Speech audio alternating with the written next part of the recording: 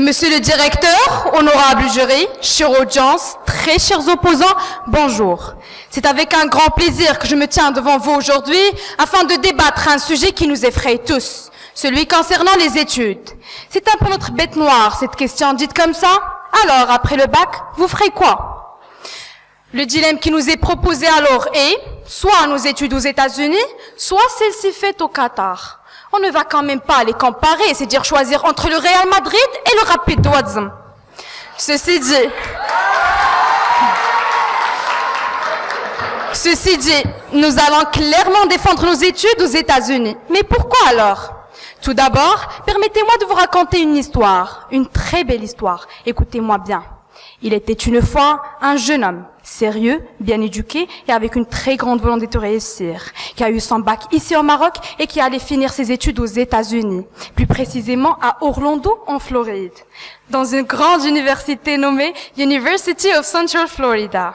Le temps passe et ce jeune homme se renforce avec tous les efforts de l'université, avec tous ses processus et bien sûr avec sa plus grande volonté d'aller très loin. Il revient ici au Maroc à la fin de ses études et hop, le changement qui s'installe. Il revient plus ouvert d'esprit qu'avant, plus créatif et avec un grand succès qui pense à fonder son propre établissement ici au Maroc, sur des idées minutieusement choisies et bien sûr son école se classe parmi les meilleures au Maroc. Tout ça grâce à qui? Mais c'est bien sûr grâce à ce jeune homme qui a étudié aux États-Unis. Mais qui est-ce alors? Je pense que nous l'avons tous sans doute reconnu. Oups, je pense que ce n'est pas vraiment votre cas, vous très chers opposants, parce que vous, votre position, vous ne me paraissez pas si malin que ça. Mais ce n'est autre que notre humble directeur, monsieur Younes Tantawi Al-Iraqi.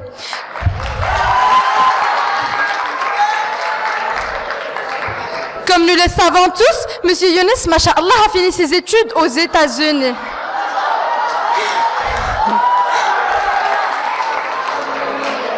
A fini ses études aux États-Unis et c'est grâce à lui que nous sommes tous là en train de débattre en toute liberté.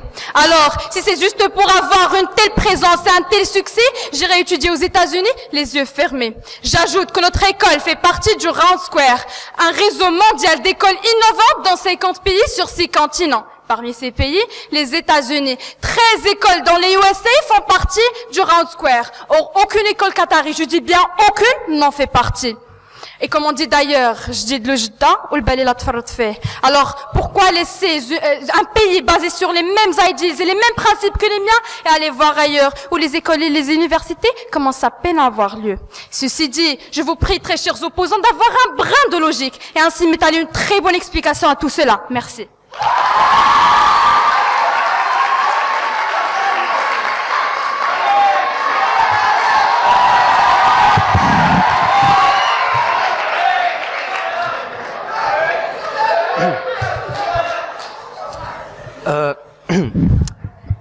J'ai vraiment aimé le fait que vous comparez le football à l'éducation, parce que oui, ils sont très bien liés. Il faut être un bon footballeur pour étudier.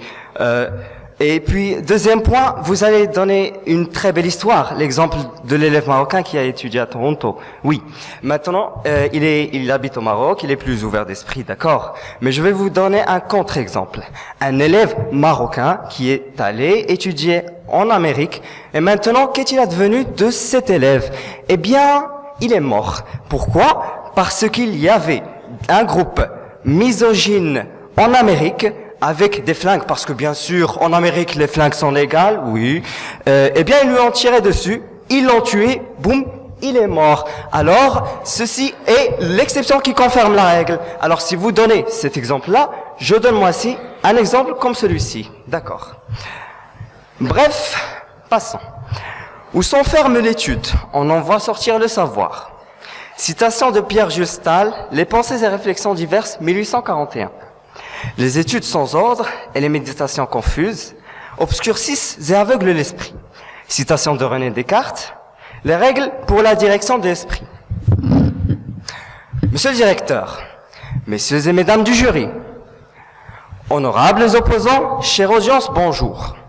Je me tiens ici devant vous, humble, pour vous parler d'une thèse, pour défendre une thèse.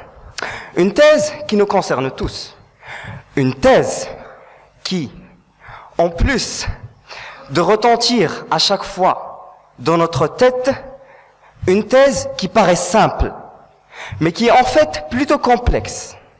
Bref, vous avez dit la question de que faire après le bac? Eh bien, je vais réutiliser cette même question. Que faire après le bac?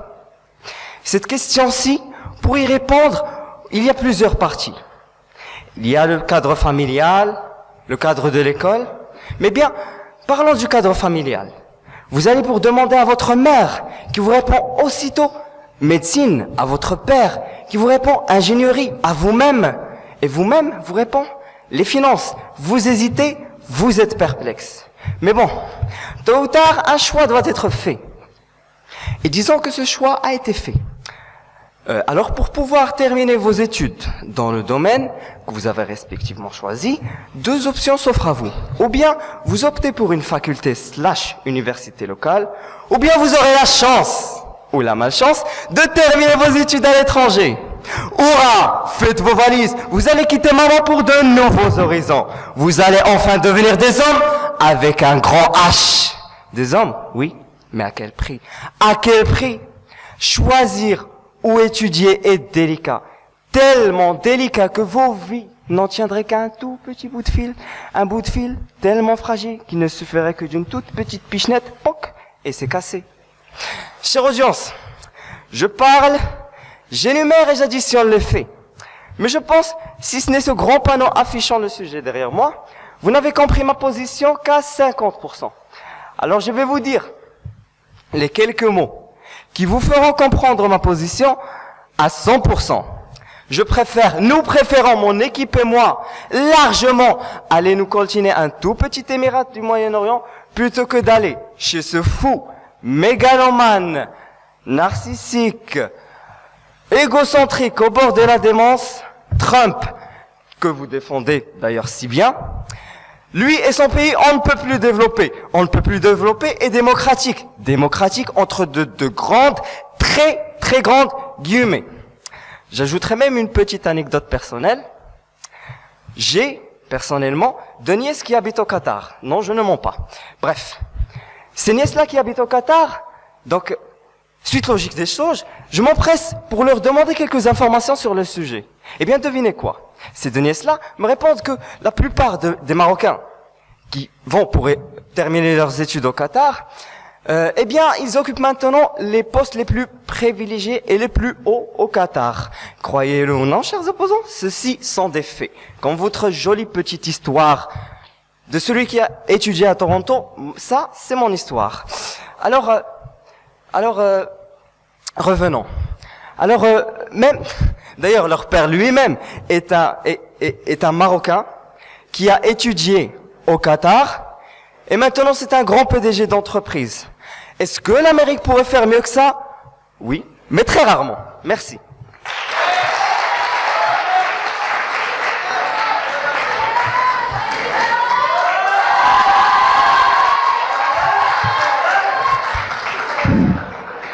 Alors, déjà pour vous répondre, chers opposants, notre comparaison, c'était pas vraiment comparer football et études, mais avoir à comparer en comparant très très loin, a.k.a. Qatar, États-Unis. Bon nombre d'étudiants qui sont partis aux États-Unis sont toujours vivants, alhamdoulilah. 3. L'Amérique est connue pour les gangsters, le Qatar est connu pour Daesh. L'exception... En plus, l'exception ne fait pas la règle, très chers opposants. Ah oui. Et 4. C'est vrai que Trump a demandé de limiter la green card, la carte de résidence permanente. Mais, chers opposants, Trump n'a rien contre l'immigration des élites. Au contraire, c'est plus bénéfique pour le pays. Ah oui. Et cinquièmement, c'était pas Toronto, c'était Orlando. Alors, chers opposants, en y repensant et après maintes réflexions, et finalement, je suis d'accord avec vous en fait à propos du système éducatif au Qatar.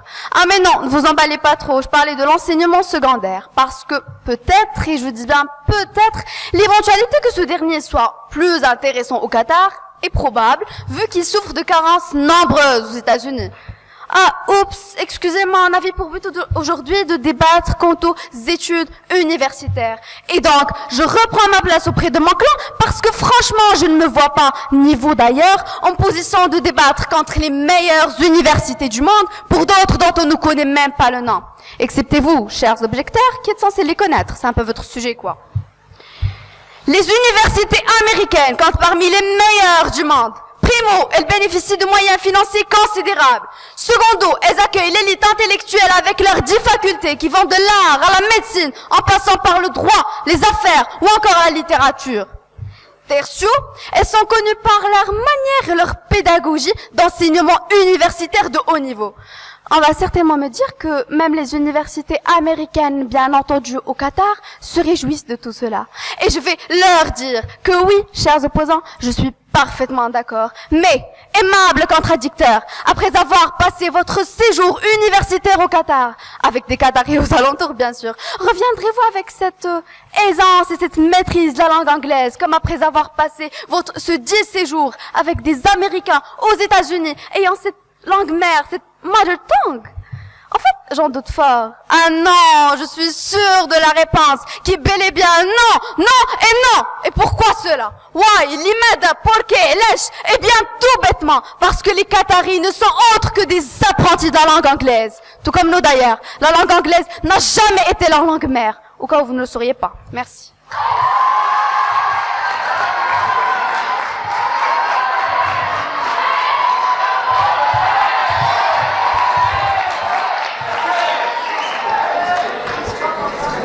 Alors, premièrement, chers opposants, pourriez-vous justifier la relation entre le Daesh et le Qatar? Et pour vous répondre, je voudrais ajouter que, à cause de l'immigration marocaine aux États-Unis, Trump a décidé de priver le Maroc de la Green Card Lottery. Alors, aujourd'hui, messieurs, dames, on est en train de débattre un sujet complexe. Un sujet qui induira en erreur chaque débatteur imprudent, ce qui est bien évidemment le cas de nos chers opposants. Car ces derniers se sont focalisés sur la qualité des formations proposées par les universités américaines et sur la splendeur d'atmosphère des études aux États-Unis, en niant complètement qu'on pourra bénéficier des mêmes programmes au Qatar. Car grâce à la fondation qatari et à son investissement matériel, on a pu s'attirer plusieurs universités occidentales sous le cadre du programme Educative City, où au sein de cette petite ville, on trouve à l'instar de la réputation des universités américaines, un centre de recherche qui est mis au même niveau des centres de recherche américains. Et au staff universitaire, où le staff universitaire affirme que les universités au Qatar ont pu développer un très grand réseau à l'exemple de M. Fred Silva qui ajoute que les universités ont pu développer une forte relation et partenariat entre les universités asiatiques, où les étudiants ont le droit de choisir entre 340 sociétés industrielles dans différents domaines pour effectuer leur stage de fin d'études. Alors qu'aux États-Unis, et en donnant l'exemple de l'université Texas, qui était ici présent la semaine dernière,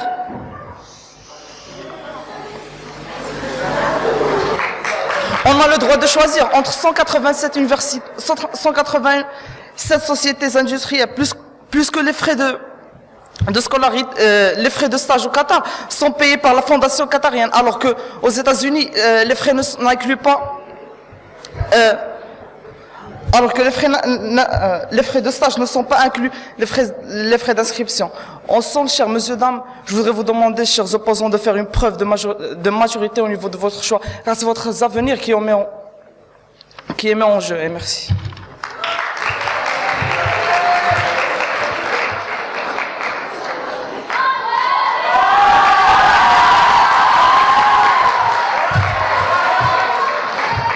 Très chers opposants, pour commencer, les pays du Golfe ont rompu leurs relations avec le Qatar car il est suspect d'avoir une relation avec des activités terroristes. Deuxièmement, c'est qatari, c'est pas qatarien. Passons. Très chers opposants, pour commencer, permettez-moi de vous annoncer une bonne et une mauvaise nouvelle. La bonne nouvelle, c'est que la meilleure école qatari est classée 5e dans le monde arabe. La première place est occupée par l'université King Abdelaziz en Arabie Saoudite. Donc, si une mince possibilité, j'ai bien dit mince, s'imposait pour étudier dans l'un des pays du Golfe, je le ferais en Arabie Saoudite et non au Qatar. La mauvaise nouvelle, c'est qu'aucune grande école qatarie, j'ai bien dit aucune, n'est incluse dans le classement global des universités de Jiaotong de Shanghai. Tandis que Harvard University, située dans la ville de Cambridge, aux États-Unis est curieusement classé premier au monde. Tiens, je me demande pourquoi. Ce classement n'est pas aléatoire, mesdames et messieurs. Il est expliqué par plusieurs facteurs mentionnés par mes camarades lors de ce débat. Pour faire court, l'enseignement aux États-Unis est de haut niveau, complet, dans le champ entre une infinité de filières, sans oublier les maintes opportunités professionnelles. Par contraste, celui du Qatar est déséquilibré. Un système encore jeune qui donne, un système encore jeune et qui connaît d'innombrables défauts. Pour rappel, le sujet autour duquel tourne notre débat est, aujourd'hui, il est plus intéressant d'aller étudier au Qatar qu'aux États-Unis. Et je souligne le mot intéressant, il est très important. Car on sait bien tous que ce pays du Golfe développe un système éducatif connu sous le nom de Education City, permettant ainsi aux pays non occidentaux d'accéder à un programme éducatif américain. Et on sait aussi que la culture qatari est curieusement proche de la nôtre, ce qui n'est pas recherché. Car la majorité des étudiants préfèrent aller étudier quelque part où tout est différent, notamment la culture et la mentalité. Très chers opposants, votre entêtement me dérange. Soyez raisonnables pour une fois. Vous êtes consciemment, en ce moment même, en train de me dire d'aller étudier quelque part où la liberté d'expression est presque inexistante, où on discrimine cruellement la femme, en plus d'être une zone à risque, et j'en passe, et laisser un autre aussi unifié que diversifié, qui regroupe toutes les traditions du monde, de l'Europe et du monde entier, enrichissantes et bénéfiques. Déraisonnable, absurde, irrationnel, n'est-ce pas? Très chers opposants, avec tout ce qu'on a énuméré, la question ne doit même pas être posée. Merci.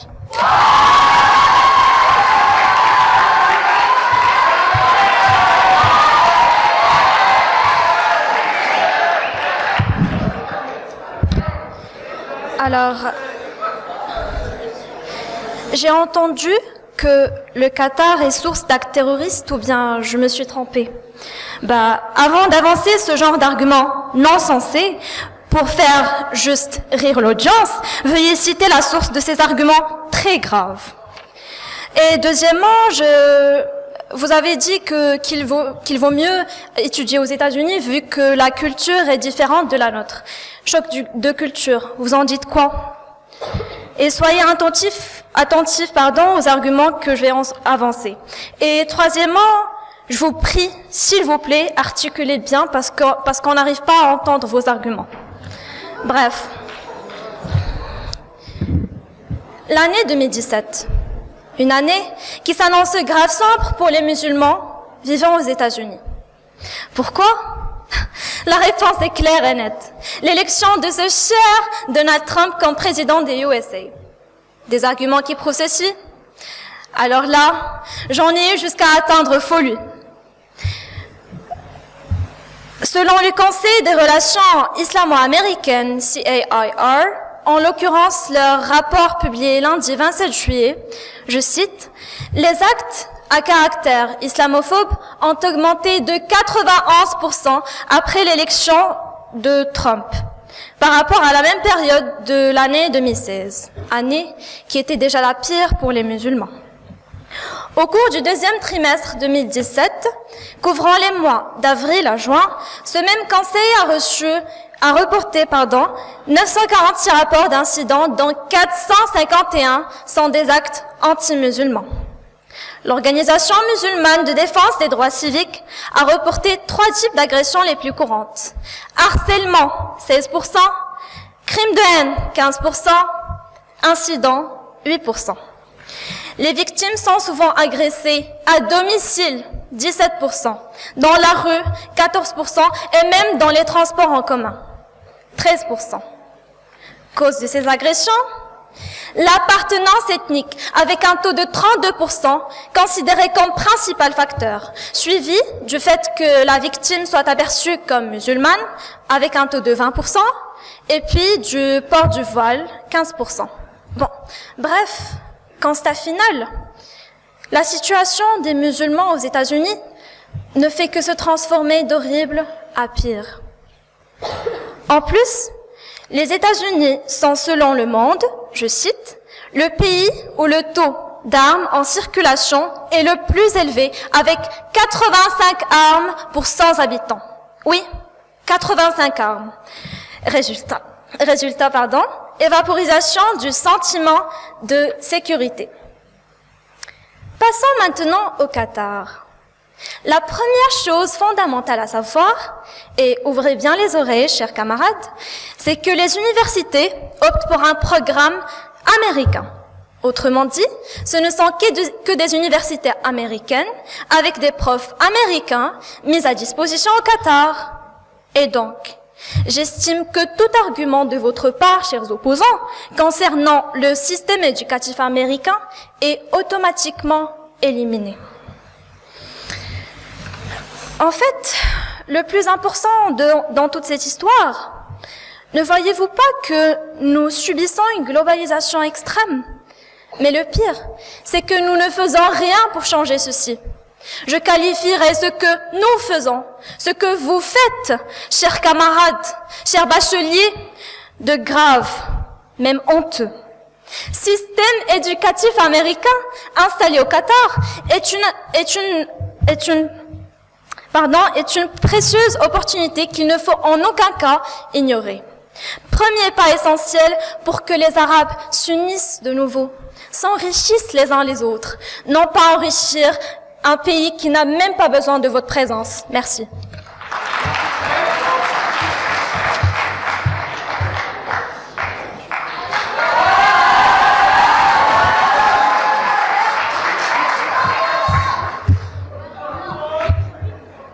Donc, en parlant de la bonne articulation, l'une de vos interventions en appelait pour l'entendre.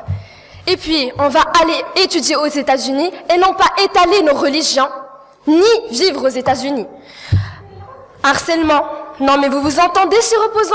L'harcèlement, c'est partout. Chère audience, je vous demanderai de fermer vos yeux pendant une petite minute pour imaginer à quoi ressemblerait votre vie aux États-Unis, étudiant dans un pays que tout le monde rêve de visiter. Football américain, cheerleaders, fraternité, autant de mots que l'on associe volontiers à l'université américaine et à la magie de la vie sur un American campus. Lorsque vous poursuivez vos études aux États-Unis, vous êtes en train de faire un choix d'élargir non seulement vos possibilités d'éducation, mais aussi votre expérience culturelle. Grâce au campus, véritable cité qui se distingue par une activité intensive et une puissante autonomie, les étudiants internationaux bénéficient d'un enrichissement pédagogique en prenant part à la scène culturelle et sociale qui les entoure. La plupart des universités offrent une variété de clubs d'étudiants et d'organisations pour offrir un large choix d'intérêts. Il devient alors possible de s'immerger dans la culture américaine, rencontrer de nouvelles personnes, se faire de nouveaux amis dans différentes organisations et associations.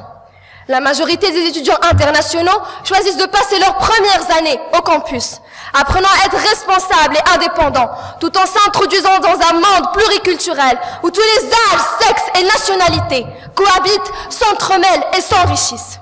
Maintenant, pour faire plaisir à nos très chers opposants, parlons un peu du Qatar, qui ne figure ni parmi les 10, ni parmi les 20, ni parmi les 100 pays les plus développés au monde, et où la mixité est loin d'être la norme.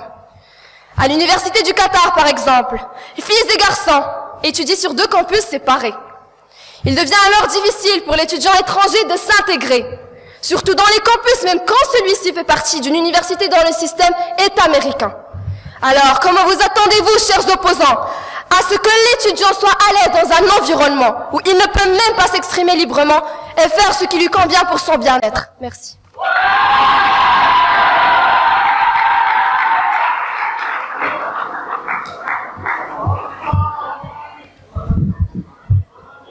Chers camarades, harcèlement, ce sont des statistiques vraies du CAIR, contrairement aux vôtres que des mots en l'air.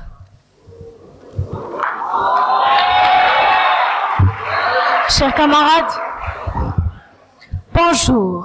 Je vais vous parler aujourd'hui d'un destin commun.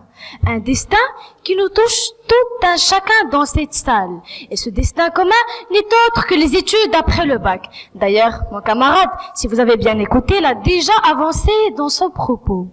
Que faire après le bac?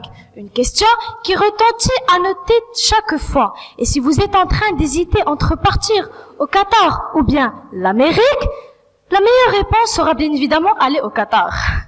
Parce que, depuis un bon moment, Qatar fut la destination de rêve de plusieurs jeunes étudiants.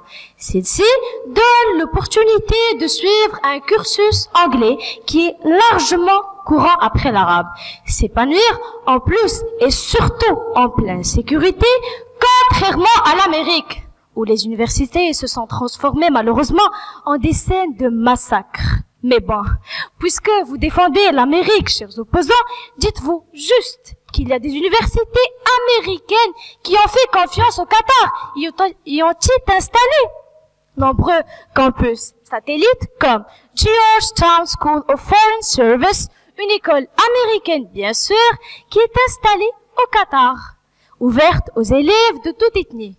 Alors, honorables opposants, si vous dites que l'Amérique est le pays de l'éducation à grande échelle, pourquoi y aura-t-il des universités américaines au Qatar? C'est pas la peine à ce que vous écrivez la réponse, je vais répondre.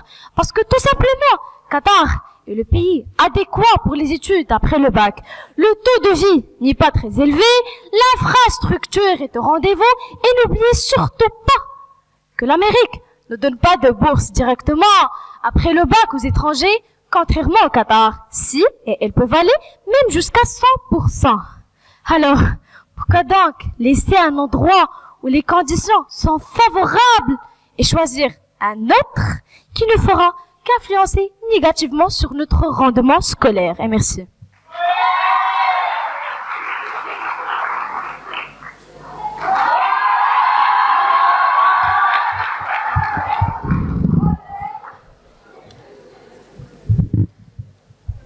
Saatin mi bozuldun ni kaldın gitmişti. Al bir zaman berdiyakul, bu da benden sanaydı.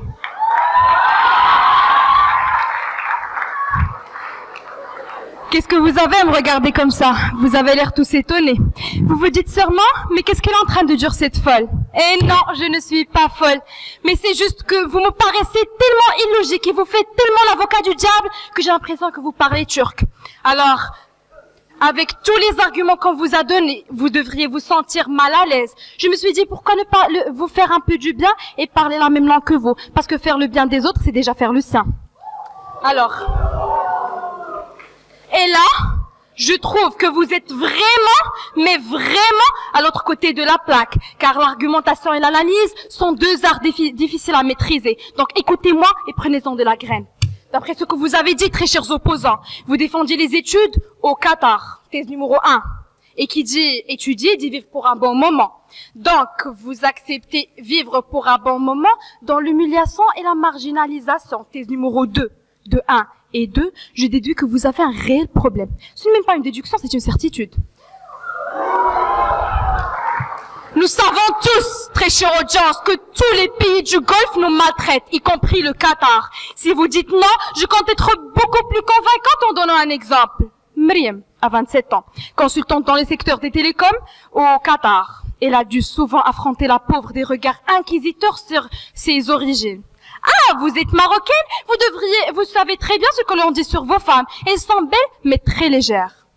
Ce genre de remarque reste ce qu'on lui a dit de plus poli depuis qu'elle vit au Qatar. Beaucoup de Qatariens ne s'encombrent pas d'autant de bonnes manières et leur sentence est terrible. Pour certains, les familles marocaines pauvres se sont enrichies avec Flous Saoud. Pour certains, le Maroc est un pays de magie noire. Ces femmes sont des sorcières, passées pour des voleuses de mari. Dans sorceleuse, dans sa définition la plus féerique, les Marocaines sont passées au rang de sorcières. Alors, après tout ça, très chers opposants, s'il vous plaît, je suis en train de vous parler. Après tout ça, très chers opposants, si vous pouvez vivre dans un pays qui vous maltraite et qui vous rabaisse et qui prend la femme marocaine qui est votre mère, votre fille, votre sœur ou votre femme pour une voleuse de mari, une sorcière ou une prostituée, alors je pense que si vous acceptez ceci, c'est loin d'être le cas pour nous. Et peut-être que vous en êtes habitués, que sais-je. Alors là, je vous assure que votre cas est très grave. Croyez-moi, très chers opposants.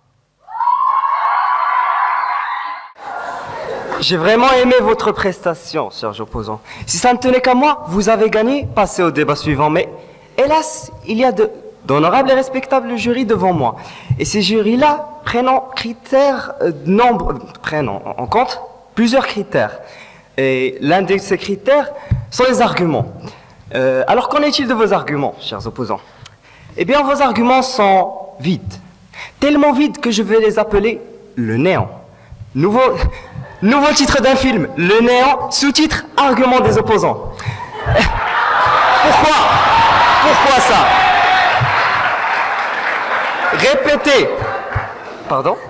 Répétez la même chose 2 fois, vous appelez ça comme vous voulez, moi j'appelle ça du recyclage. Ne venez pas me dire, mais qu'est-ce qu'on a répété plus de 2 fois? Allez, oh, mais je vais vous dire, révisez dans vos arguments et vous allez trouver qu'est-ce que vous avez répété plus de 2 fois. Déjà, vous dites qu'il y a de l'harcèlement au Qatar. Eh bien, je vais vous dire pourquoi il n'y a pas de harcèlement en Amérique. Parce que tout simplement, l'Amérique a une sexualité, pardon pour le mot, très libertine. Il existe des sex shops en Amérique, oh mon Dieu, des cabarets, des clubs de striptease. Ouh là là, mais je savais pas ça.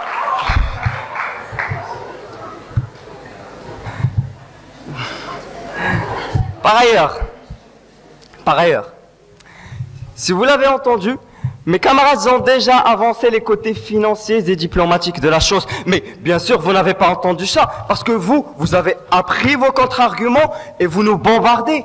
Mais ce n'est pas la chose à faire. C'est évident. Alors, je vais revenir à mes arguments. Parlons d'une des pièces manquantes au puzzle pour que nous ayons fait le tour, pour que mon équipe et moi ayons fait le tour. Parlons des relations entre le Maroc et le Qatar. Attendez, avant de vous ruer une 3e fois sur vos feuilles, je suis conscient qu'à un moment, les relations qataro-marocaines étaient plutôt tendues. Je dirais même très délicates. Mais ne vous inquiétez pas, maintenant, tout va bien. Ces 2 pays sont en ce moment des alliés. D'ailleurs, l'émir et le cheikh du Qatar, tous les 2, ont inauguré une cérémonie d'accueil officielle en l'honneur du roi Mohamed VI. Lui et son cousin Moulay Ismail. Oui, ouah. Bref. Lui et son cousin Moulay Ismail.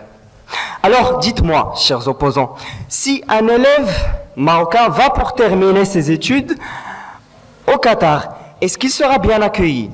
Vous allez me dire, non. Bien pourquoi cela? Parce qu'il sera rué de coups?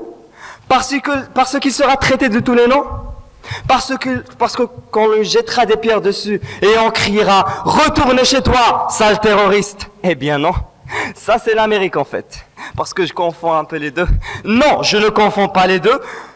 Et ce que je viens de faire ici, ça s'appelle de l'ironie si vous n'avez pas compris. Merci.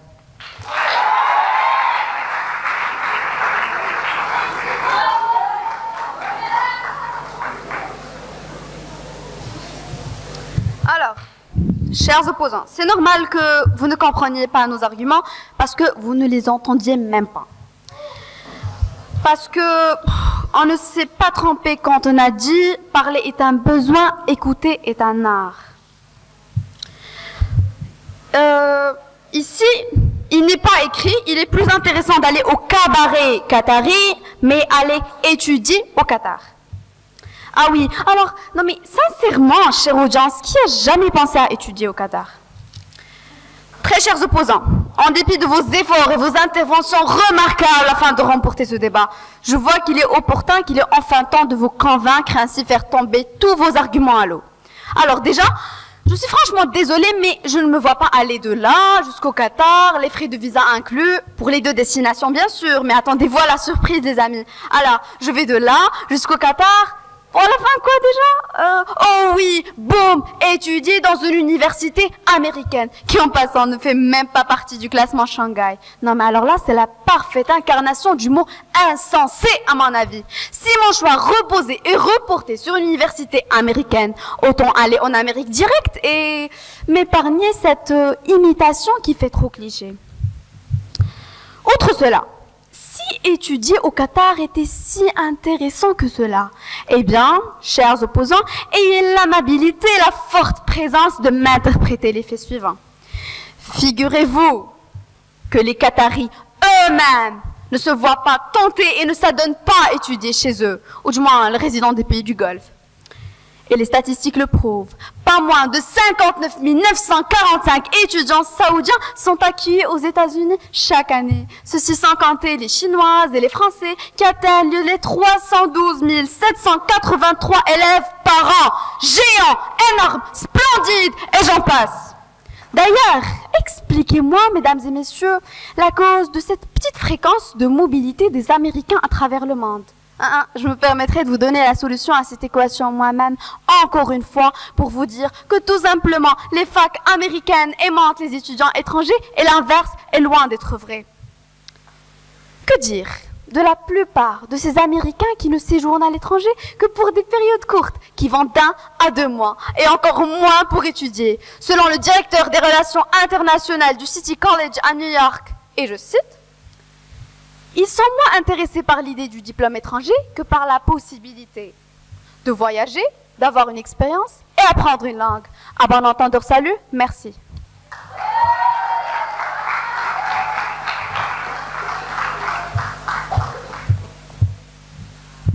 Alors, premièrement, vous venez de citer diplôme étranger. Diplôme étranger, c'est au Qatar et aux États-Unis, c'est la même chose.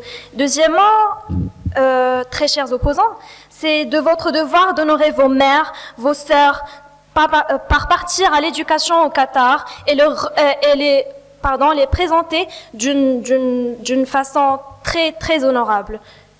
Bon. Vous savez, moi, tout comme la plupart des bacheliers ici présents, les États-Unis étaient pour moi un rêve d'enfant naïf. Comme on dit en anglais, where all dreams come true.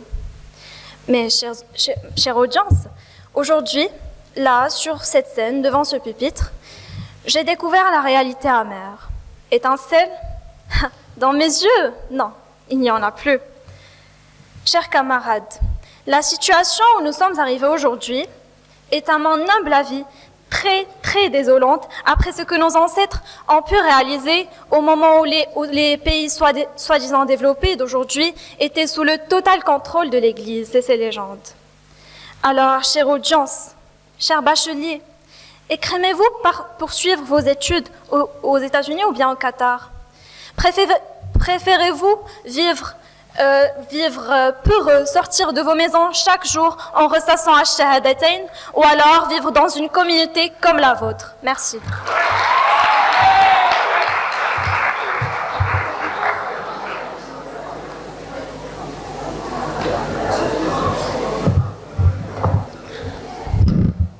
Alors, pour vous répondre, partir aux USA, très cher auditoire, c'est ouvrir un nombre infini de portes.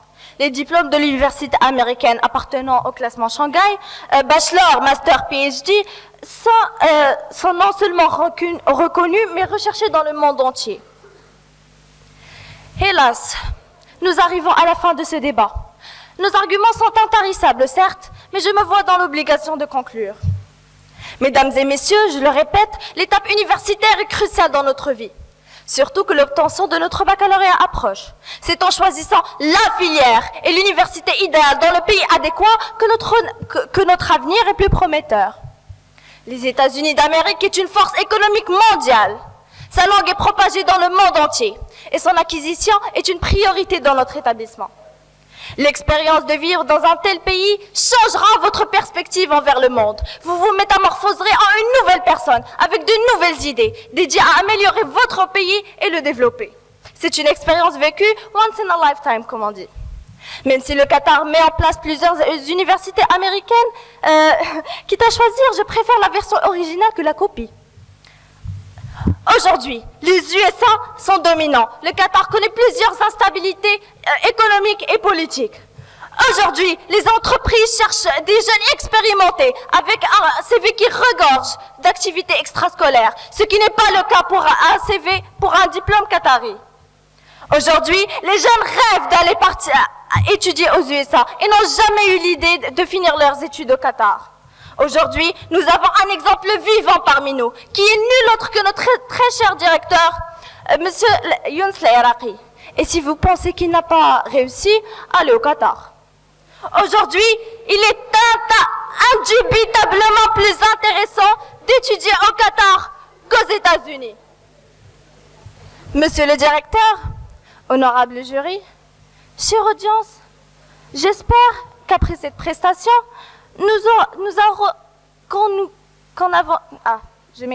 j'espère qu'après cette prestation, on aura réussi à vous convaincre. Merci.